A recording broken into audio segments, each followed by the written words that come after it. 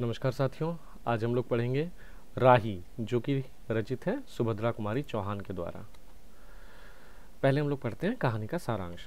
राही सुभद्रा कुमारी चौहान की एक मार्मिक सामाजिक कहानी है जो समाज के उपेक्षित वर्ग की दयनीय स्थिति और स्वतंत्रता आंदोलन की वास्तविकता पर प्रश्न उठाती है। क्या है सारांश? कहानी जेल में अनीता और एक महिला कैदी राही के बीच के संवाद से शुरू होती है। राही मांगरोरी जाति की है और उसे 5-6 सेर अनाज चुराने के अपराध में जेल की सज़ा हुई है 1 साल की। वह बताती है कि उसके भूखे बच्चों के लिए जब भीख नहीं मिली और मजदूरी का अवसर नहीं मिला तो मजबूरी में उसने चोरी की।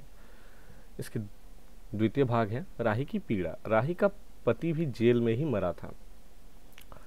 उसे बिना कसूर धारा 109 में फंसाया गया था क्योंकि उसका पुलिस से पुराना झगड़ा था। अब राही के बच्चे अनाथ हैं और कोई देखभाल करने वाला नहीं है। तीसरा भाग है अनीता का आत्मचिंतन। अनीता स्वतंत्रता आंदोलन में सत्याग्रह करके जेल लाई थी। पहले उसे बी क्लास दिया गया, फिर घर वालों के प्रयास से ए क्लास मिल गया। राही की कहानी सुनकर अनीता गहन आत्मचिंतन में डूब जाती है। वह सोचती है कि क्या हमारी देशभक्ति सच्ची है या केवल दिखावा। हम जेल में ए और बी क्लास के लिए झगड़ते हैं, जबकि राही जैसी महिलाएं असली कष्ट भोगती हैं। कांग्रेस में सत्ता में आते ही अवसरवादी लोग खद्दर पहनकर नेता बन रहे हैं। सच्ची देशभक्ति तो इन गरीबों के कष्टों को दूर करने में है।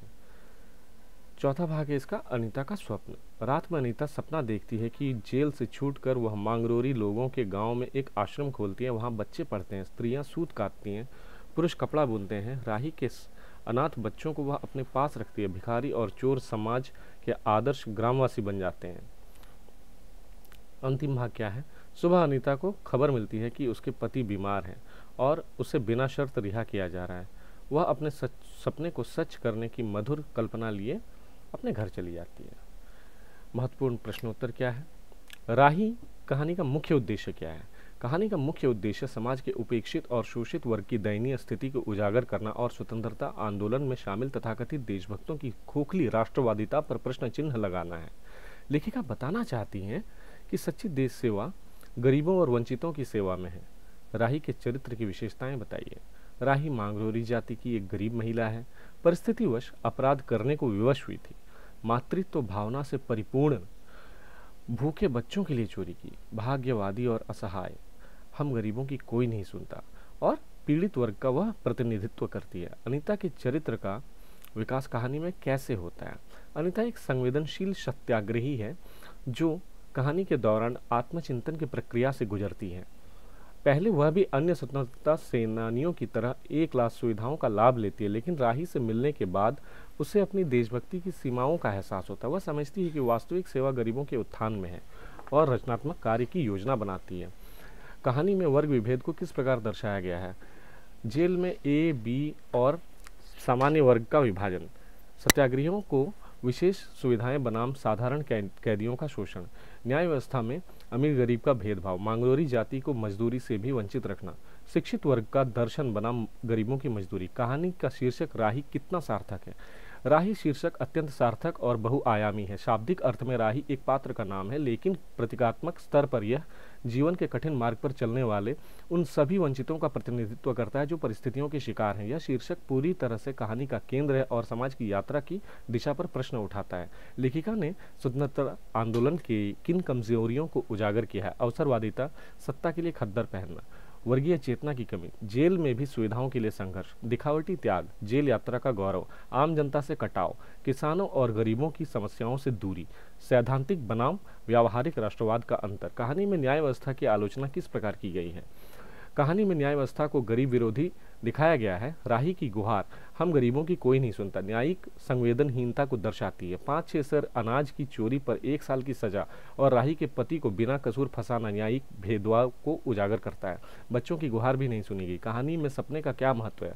अनीता का सपना लेखिका के आदर्श समाज की परिकल्पना है। यह सपना रचनात्मक कार्यक्रम का प्रतीक है जहां शिक्षा, रोजगार और नैतिक उत्थान के माध्यम से समाज बदला जा सकता है। यह गांधीवादी सर्वोदय की अवधारणा से प्रभावित है और दिखाता है कि वास्तविक स्वतंत्रता आर्थिक आत्मनिर्भरता में है।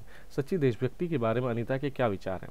अनीता की समझ में सच्ची देशभक्ति है गरीबों के कष्ट का निवारण में संलग्न होना, भूखे नंगे भाई बहनों की सेवा करना, ग्रामीण और वंचित वर्गों के उत्थान में कार्य करना, पतित मानवता को जीवन दान देना, दिखावे की राजनीति से ऊपर उठकर वास्तविक सेवा करना। मांगरोरी जाति की सामाजिक स्थिति का वर्णन की। मांगरोरी जो जाति है समाज के सबसे निचले पायदान पर है, उन्हें मजदूरी भी नहीं मिलती, केवल भीख मांगना उनका पेशा माना जाता। भीख न मिलने पर चोरी करना उनकी मजबूरी बन जाती है। पीढ़ियों से चली आ रही अशिक्षा और अज्ञानता के कारण माताएं सासें खुद चोरी की शिक्षा देती है। उनके पास न घर है न द्वार है, घुमंतु जीवन जीते हैं। साहित्यिक विशेषताएं। भाषा शैली जो है सरल है, प्रवाहमयी हिंदी है। संवादात्मक शैली और का प्रभावी प्रयोग किया गया। भावनात्मक अपील के साथ विचारात्मक गंभीरता है। उर्दू शब्दों का स्वाभाविक प्रयोग, जैसे सरकार, मजिस्ट्रेट, कचहरी। शिल्प विधान। संवाद शैली से कहानी का आरंभ, आत्मकथात्मक भाव, स्वप्न का प्रतीकात्मक प्रयोग, मनोवैज्ञानिक यथार्थवाद। पात्र योजना। दो ही पात्र हैं, खासतौर से अनीता जो संवेदनशील है, विचारशील है, आलोचनात्मक, सत्याग्रही है। राही जो है पीड़ित है, मजबूर है, मातृत्व की मूर्ति और समाज की प्रतिनिधि है। दोनों पात्र समाज के दो विपरीत ध्रुवों का प्रतिनिधित्व करते हैं। साहित्यिक आंदोलन से संबंध है। यह जो है प्रेमचंदोत्तर कथा साहित्य है। यह कहानी प्रेमचंद की परंपरा को आगे बढ़ाती है, जहाँ सामाजिक यथार्थ का चित्रण है, शोषितों के प्रति सहानुभूति है, सामाजिक सुधार की प्रेरणा है। राष्ट्रीय आंदोलन का प्रभाव, स्वतंत्रता संग्राम की पृष्ठभूमि, गांधीवादी रचनात्मक कार्यक्रम का प्रभाव, खादी और ग्राम उद्योग का महत्व। जो रचनाकार हैं सुभद्रा कुमारी चौहान, वो उनका जन्म 1904 में इलाहाबाद में हुआ था। उनकी प्रमुख पहचान है झांसी की रानी कविता के लिए। राष्ट्रीय आंदोलन में उन्होंने सक्रिय भागीदारी की थी। कहानियों में सामाजिक यथार्थ और स्त्री विमर्श पर उन्होंने लिखा था। उनका निधन 1948 को हुआ। निष्कर्ष जो है, राही केवल एक कहानी नहीं बल्कि उस युग का एक महत्वपूर्ण दस्तावेज है जो स्वतंत्रता आंदोलन की सीमाओं और संभावनाओं दोनों को रेखांकित करता है। यह कहानी आज भी प्रासंगिक है क्योंकि समाज में असमानता, अन्याय और वंचना के प्रश्न आज भी उतने ही जीवंत हैं।